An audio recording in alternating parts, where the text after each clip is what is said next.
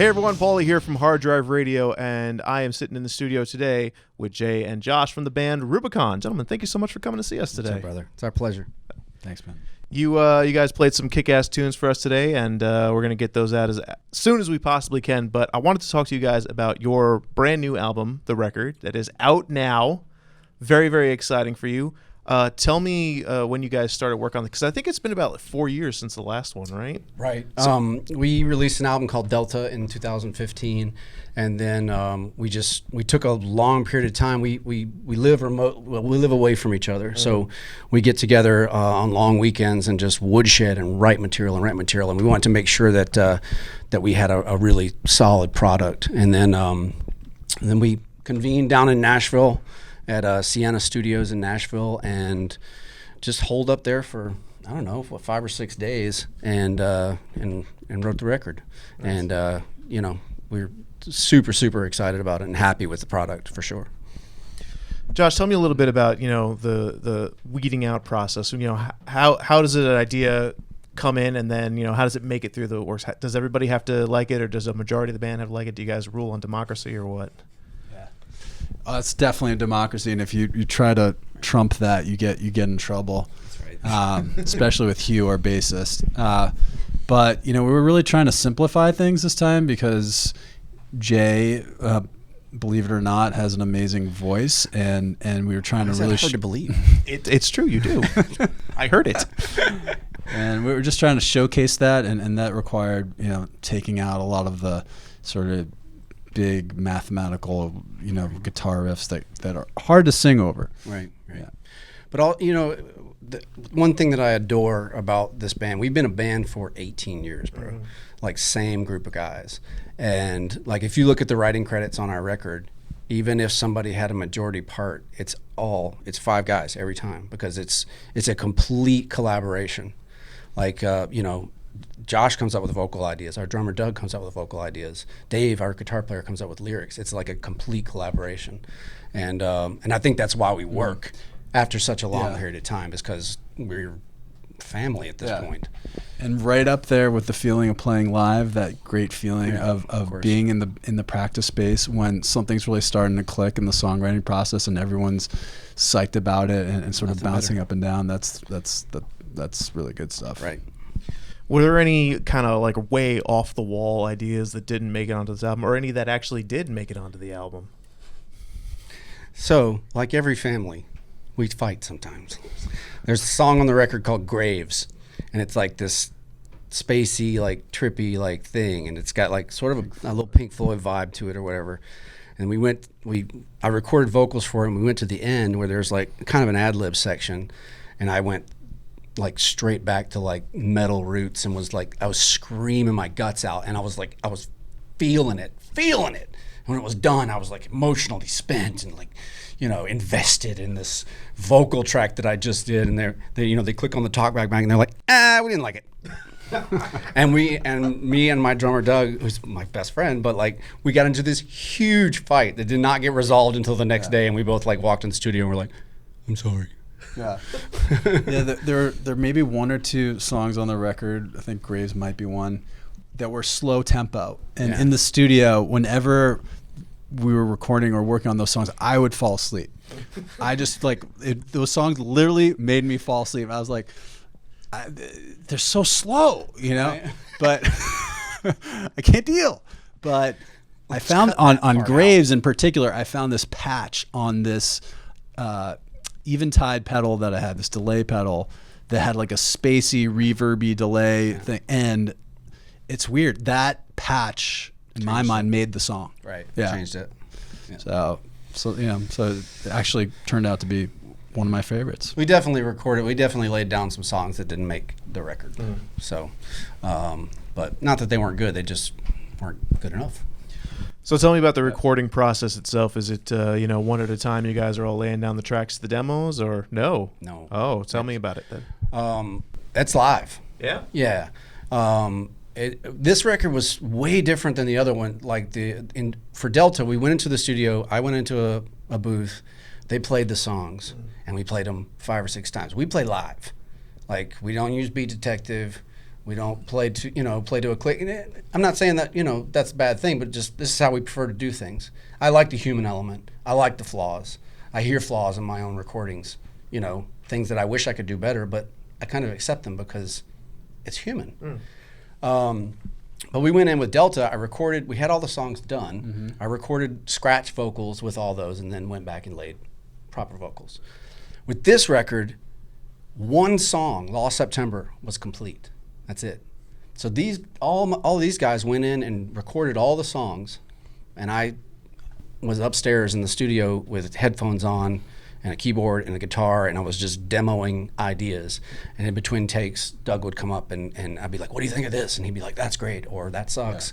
Yeah. And we wrote that record in the studio. Yeah. And that was the first time we'd ever done that. Yeah. Yeah, so. It's crazy how vocal melodies come about, and we had, like Jay said, we had all the underlying pieces, and then he just came up with these melodies that tied everything together. And there was a lot of holy crap when we first heard them back, because there's just, we're hearing these songs materialize in real time. Right. I guess that's how you know it's working, when you feel that electricity, right? Well, I mean, ultimately, we want people to like our music, but ultimately it's for us. Yeah. We have to like it. And, if we like it, I think it translates to other people. Some people will hate it, but some people will dig it. You know what I mean? Funny story on the last record on Delta, we asked around if anyone knew a good keyboardist, so session keyboards, because we wanted to put Hammond organ on. Yeah. And this guy, Reese Winans, comes around. And we later discovered that he was in Stevie Ray Vaughan's band with Double Trouble. And he just finished up with Bonamassa. Yeah. At Red Rocks. And that's the beauty of Nashville. Like you get some guy to play on your record, and he's like in the Hall of Fame, Rock and Roll Hall of Fame. Right. I fanned out on him like hard. And although our music's way different than I think the blues stuff that he's playing with Bonamassa, he figured everything out in like 2 seconds. Oh yeah. Didn't matter. Like it was weird tempo, weird key signature. Yeah. The guy was a madman. Awesome. Yeah. I love to watch musicians like that, because there's just so much talent in their hands, and you just like, I'm learning to play guitar now, and I look at guys like that, and I kind of want to just like throw it out the window, like, why bother? But you got to keep at it, right? It's so intimidating as a guitar player playing in front of Reese Winans. I mean, he's been in like two other bands, Joe Bonamassa and Steve Ray Vaughan. I mean, like as a guitarist, you're like, I am not worthy, Totally. Do you guys have any other special guests on this album to help you out with it? Yeah. I don't. Alicia Huffman, who he plays in a band in Nashville called Loving Mary. Steven Tyler's solo band. Steven Tyler's solo band. Wow. He came in and did some mandolins. He also played on the Delta record. And then I don't remember the sax guy. There's a song that features a baritone sax solo, and I feel terrible that we're not remembering his name. But and we had a steel guitar player. Yeah. We had a lap steel player just cause. Why not? I want to get into a couple of the songs on the album, and I want to start with the title track, The Record. Sure. Tell me about writing that one, and then how that kind of came to be the title track for this collection. I think for it to be the name of the record, I don't know that there's any deep philosophical meaning to that, other than that we needed a title, and we wrote this song called The Record. And I think all of us would agree that I think this is the best album we've ever done. So why not call it something? It's The Record. It's like it's the epitome of 18 years of musical journey. Yeah, it's a little bit tongue in cheek. I think that. Maybe poking fun at some of these album titles that come around, but also, maybe reminding the younger generation that there is something called a record that has 10 plus tracks. Yeah. You can buy one at a store, all that kind of thing. Right. A store, what's that? Yeah. It's like the internet, but you have to walk to it, right? Yeah. They used to have listening stations. Remember those? Casingles. Casingles. Dude, I had a case full of Casingles. Little steel heart. Yeah. I used to rock this one Machine Head cassette single, and I would just listen to the same song over and over and over again because I didn't have any other cassettes in my car. But I loved that song. That's so good. That's great. Yeah, but then I mean the record. So I'd love to assign some incredible meaning to it. I write lyrics. We've all written lyrics. Huey, our bass player, wrote most of Devil's Footsteps. Dave, our guitar player, writes amazing, like he just writes free form like poetry, and he gives me like nerd. Yeah. He gives me pages of this stuff, and he says, "Do with it what you will." And so when it comes to putting a song together like that, I think it's open to the listener's interpretation. One of our songs may mean something completely different to me than it does to Dave, who maybe wrote the lyrics. You know what I mean? Yeah. Yeah. I mean, you really, Born in the USA, Bruce Springsteen, everyone thought was like about the USA. It was actually about, some pretty political stuff in the Vietnam War. Right. It's like it really depends on how closely you're listening right. to the lyrics. Maybe just pay attention to the lyrics a little more. Yeah. But we all get something out of a piece of art. And it may be completely different than what the artist originally intended, but that's what's cool about art. Yeah. The Devil's Footsteps, a song that you guys played for us today acoustically, and a great track on the album. You said that your bass player wrote most Huey of it? wrote most of that. Sonically, how did that song come together? Did it start with a riff? Did it start with the lyrics? That was a couple of years ago. We were in New York, and we were up in your place, and Huey started playing the bass line, and I started messing around with the acoustic guitar, and then maybe a year later it sort of came together like that, and then we didn't have a chorus for it, the hook, and Doug, our drummer, came up with that in studio. He's like, "What about this? Devil's Footsteps?" And we were like, "That's awesome. Let's do that." None of our prior albums really have an acoustic, almost Americana sounding song on it. Right. But at the end of the day, we've spent a lot of time in Nashville, and I think that's rubbed off on the band. Also, Jay living in Kentucky, some of that country influence is I grew up in Mississippi. Absolutely on there. Yeah. So that's just ingrained, but also just in the differences in what we choose to include. There's no rules, there's no rules into what genre of music do you create. If you can create something, it doesn't matter what category it fits into. If it's good, it's good. And if you jumped in the van with us on a tour, the playlist would be, Chris Stapleton, Slayer, Notorious B.I.G., Stevie Wonder, and the list goes on. And then the Josh section, the Josh section, the Rats, Yngwie Malmsteen, and Slayer. Skid Row. Which I'm a little down for everybody. Show them the shirt, Josh. Oh yeah. Poison. Yeah. Seen those guys before. Great band. The single that we're playing right now on hard drive is called "Blood on My Hands." You guys did a great version of that today, but that song is a banger on the album. I love it. Thank you. Tell me a little bit about putting that one together. We came up with the melody for that in our jam space in Boston. We've maintained a jam space there for years and years and years. 10, 15 years. Yeah, and Stinky.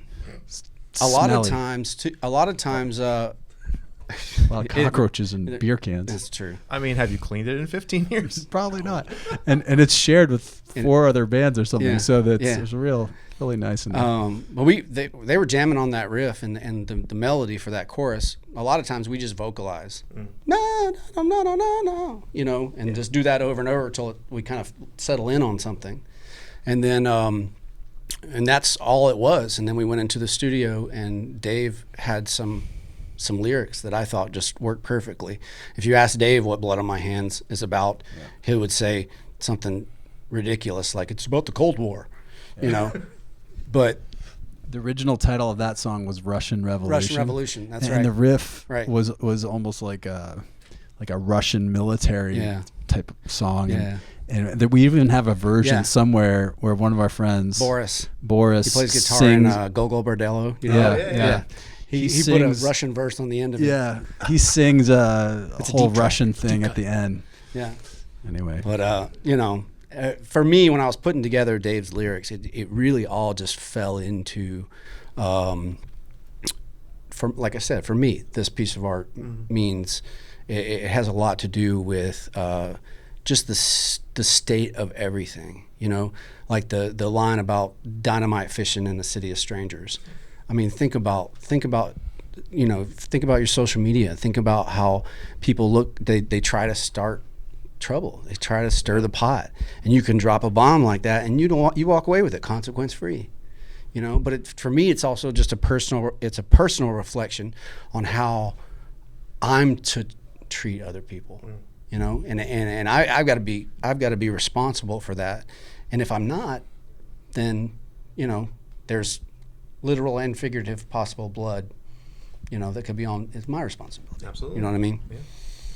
You guys put out a video for that song as well, and man, oh man, that's Thanks for great. mentioning that one. I freaking love Jay gets big I kudos hated for that every one. second of that. Okay, so like some bands really like shooting videos, some bands hate it. I like shooting performance videos. Yeah. I don't like the story.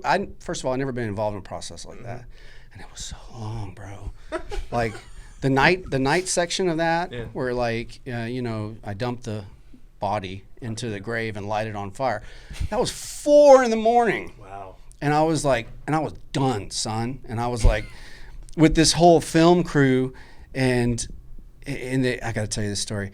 The scene where I poured fuel on the thing and light it on fire, right? Yeah. So I'm like, I'm a smart guy, bro. I live on a farm. I'm a practical dude.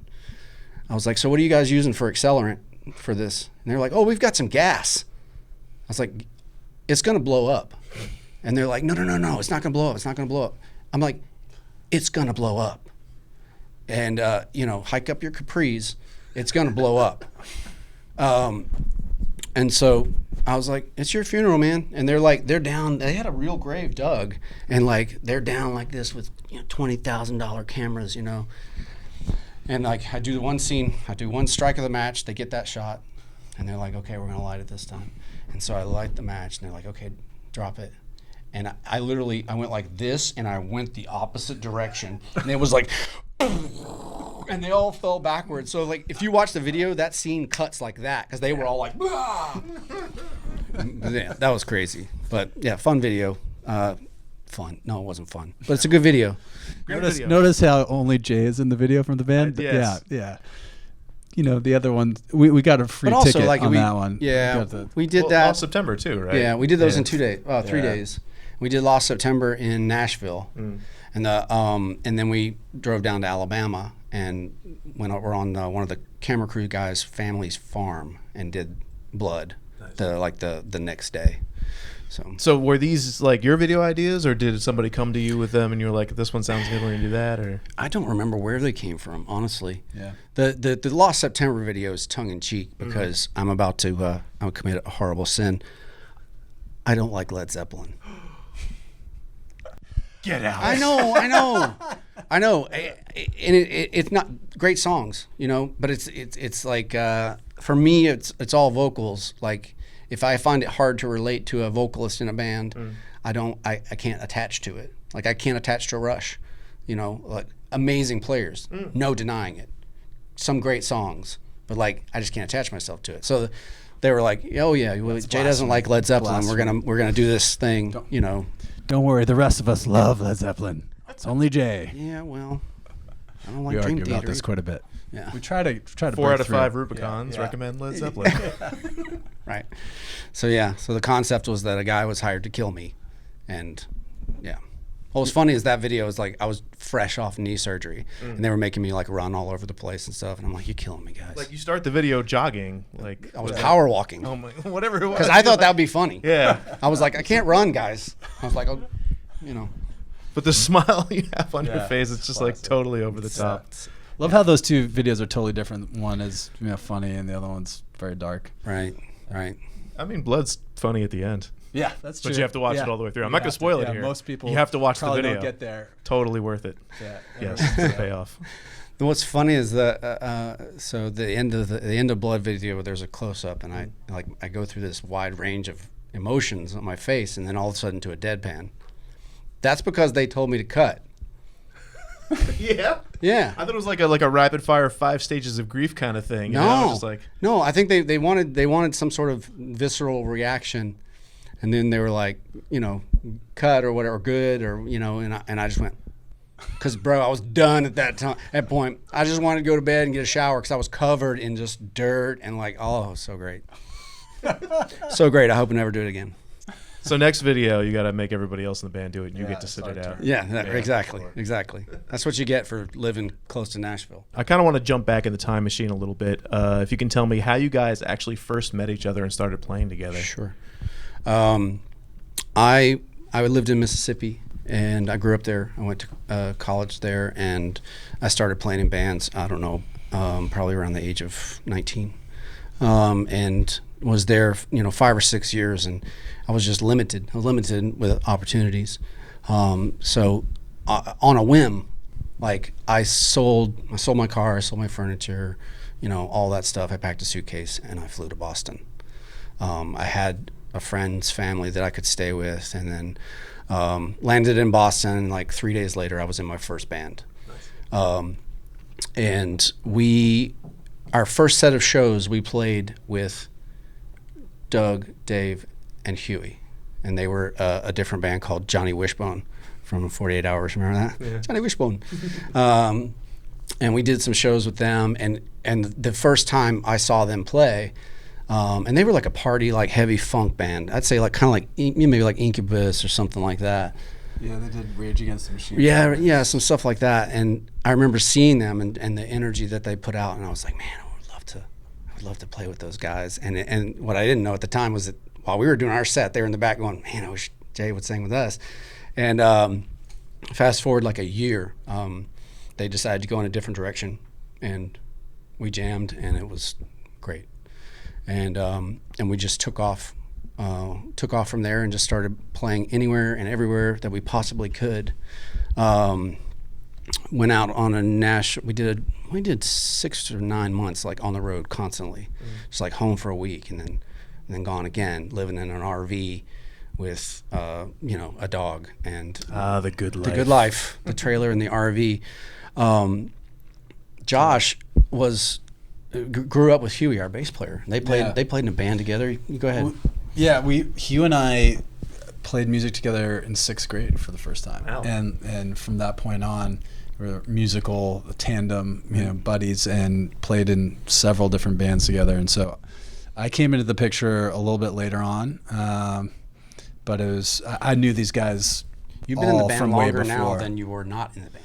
That's true. So I'm still the new guy. We took a pretty big hiatus, and we never like officially split up, but it was just sort of, we just weren't doing anything. Right. I was so burnt out from like just the club tours and playing in front of 3 people on a Monday in Biloxi, Mississippi, or something like that.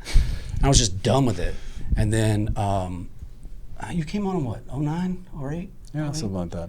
And I honestly played very little hard rock metal. I mean, I love all those bands and listen to, Europe. I mean, Rat. I mean, I don't know if those are metal, but those are the posters I had on my wall. So, right. But I was more of a jazz and funk player, and so coming into drop C tunings and sort of entering in that world, there was a little bit of a learning curve for me at first. But the thing about Josh is that he breathed new life into everything, and that he came on. They actually wrote a record. It was a record we did called American Dream Machine, which to me, from a technical standpoint, is one of our best albums. And we wrote it all remotely. But it's out there. It's spacey, and it's like and it's really cool. But they reached out and let's get together and make some records. And yeah, absolutely, I would love that. Josh, tell me about getting your first guitar. Oh God. Well, I remember I had this is going to age me here, the 1986 issue of Guitar Player magazine. Had Stevie Ray Vaughan on the cover. Again, Stevie Ray Vaughan. That was my first taste of the guitar, and I literally read every single word in that magazine, whether it was like an ad or an article, it didn't matter.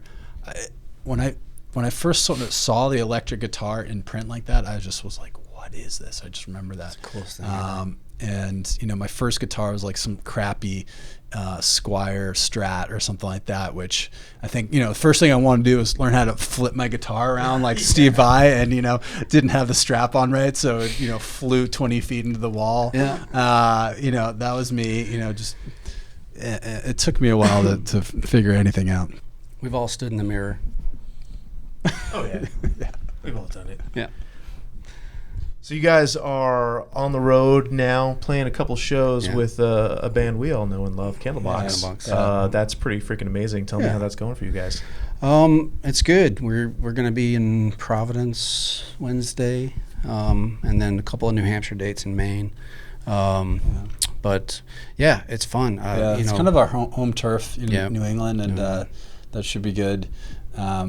We've been touring with another 80s band, Tesla, quite a bit. Super cool guys. And really great. Dudes.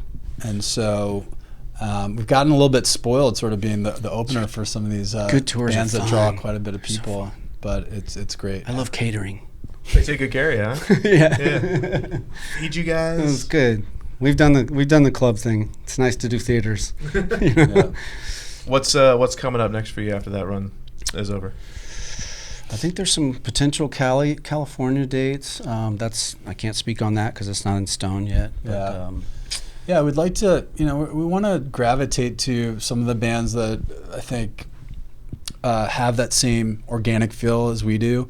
Bands like Rival Sons or Blackstone Cherry or Dirty Honey. Some of these bands that are really doing a great job right now, and. We kind of are very proud of the sort of more organic approach, if you want to call it that, and so trying to lock in with like-minded bands out there. Yeah. Well, with the new album, the record out now, I'm sure you guys are going to be doing plenty of touring. So if they're rolling through your city, please go see them because they are an amazing live band. Absolutely. Jay, Josh, guys, thank you so much for coming. This was a blast. Oh, thank you so much. Thank you so much. Appreciate it.